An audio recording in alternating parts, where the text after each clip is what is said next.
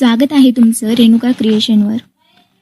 कधी तुमच्यासोबत असं घडलंय का की तुम्ही एखाद्या व्यक्तीला मनापासून मदत करता, त्याच्यासाठी स्वतःचा वेळ बाजूला ठेवता, पण शेवटी ती व्यक्ती तुम्हाला थँक्यू म्हणायचं तर लांबच, उलट तुम्हाला गृहीत धरू लागते.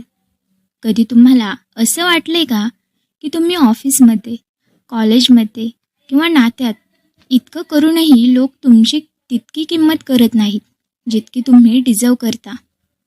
सायकोलॉजीचा एक साधा नियम आहे, जग तुम्हाला तीच किंमत देतं जी किंमत तुम्ही स्वतःला देता.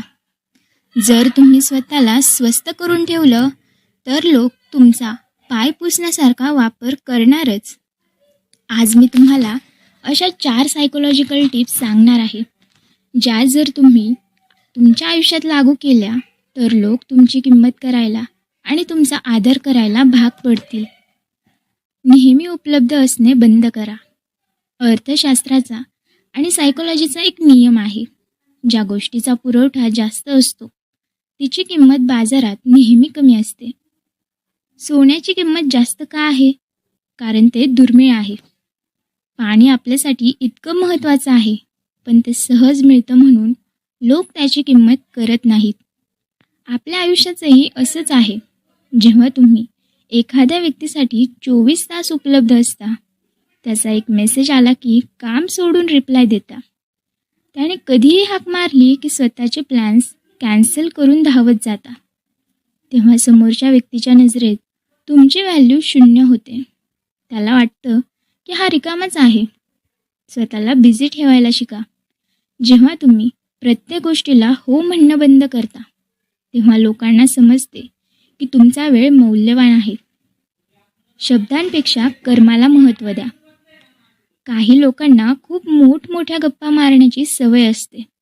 मी हे करणार, मी ते करणार, मी पुढच्या वर्षी इतके पैसे कमवणार. सायकोलॉजीनुसार जी व्यक्ती खूप जास्त बोलते तिच्या शब्दांची किंमत हळूहळू कमी होत जाते. लोक अशा व्यक्तीला फक्त गप्पा मारणारा समजतात. याउलट जी व्यक्ती शांत राहते, स्वतःचे प्लॅन्स कोणाला सांगत नाही, पण जेव्हा तिचं यश समोर येतं तेव्हा अख्खा बाजार शांत होतो. तुमचे ध्येय कधीही जगाला सांगू नका. लोकांना तुमचे प्लॅन्स दाखवू नका, थेट निकाल दाखवा. जेव्हा तुमचे काम बोलते तेव्हा तुम्हाला स्वतःची किंमत वाढवण्यासाठी शब्दांची गरज पडत नाही. भावनिकदृष्ट्या स्वतंत्र व्हा. आपल्या नकाराचे आणि किंमत कमी होण्याचे सर्वात मोठे कारण म्हणजे आपण आपल्या आनंदाची चावी दुसऱ्याच्या हातात देतो. त्याने मेसेज केला तर माझा दिवस चांगला जाईल, ती माझ्याशी नीट बोलली नाही तर मी डिप्रेशनमध्ये जाईल. जेव्हा तुम्ही कोणत्याही नात्यात किंवा मैत्रीत समोरच्या व्यक्तीवर भावनिकदृष्ट्या इतके अवलंबून राहता, तेव्हा तुम्ही तुमची संपूर्ण पॉवर त्याला देऊन टाकता. सायकोलॉजीनुसार माणसाला त्या गोष्टीची किंमत नसते जी सहज मिळते.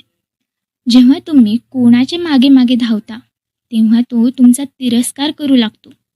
तुमच्या आयुष्याचा रिमोट कंट्रोल फक्त तुमच्या हातात असला पाहिजे. जेव्हा लोकांना समजेल की तुमच्या आनंदासाठी तुम्ही त्यांच्यावर अवलंबून नाही आहात, तेव्हा ते तुमच्याशी जपून वागू लागतील. स्वतःचा स्वाभिमान आणि बाउंड्रीज. शेवटचा आणि सर्वात महत्त्वाचा नियम म्हणजे लोकांना सांगा की त्यांची मर्यादा काय आहे. अनेकदा आपण खूप चांगले बनण्याचा प्रयत्न करतो. कोणी आपला अपमान केला तरी आपण हसून सोडून देतो. कोणी आपल्याला चुकीचे शब्द वापरले तरी दुर्लक्ष करतो. पण ही तुमची सर्वात मोठी चूक आहे. जेव्हा तुम्ही पहिल्यांदा झालेल्या अपमानाला विरोध करत नाही, तेव्हा तुम्ही समोरच्याला दुसऱ्यांदा मोठा अपमान करण्याचा परवाना देत असता. तुमच्या आयुष्यात काही नियम असले पाहिजेत. जर कोणी तुमच्या करिअरचा किंवा तुमच्या वेळेची किंमत करत नसेल तर त्याला पुन्हा तुमच्या आयुष्यात जागा देऊ नका. ज्या माणसाला स्वतःचा स्वाभिमान प्यारा असतो त्याच्या वाटेला जायला जग 100 विरुद्ध 100 वेळा विचार करतं. स्वतःवर काम करा, स्वतःचे व्यक्तिमत्व सुधारा आणि स्वतःची किंमत ओळखायला शिका. तुम्हाला माझी ही ॲडवाईस कशी वाटली मला कमेंट बॉक्समध्ये नक्की सांगा. व्हिडिओ आवडला असल्यास लाईक करा, शेअर करा आणि आपल्या रेणुका क्रिएशन चॅनलला सबस्क्राईब करायला विसरू नका. पुन्हा भेटू अशाच एका नवीन सायकोलॉजिकल कव्हरेजसोबत. तोपर्यंत स्वतःची काळजी घ्या. धन्यवाद.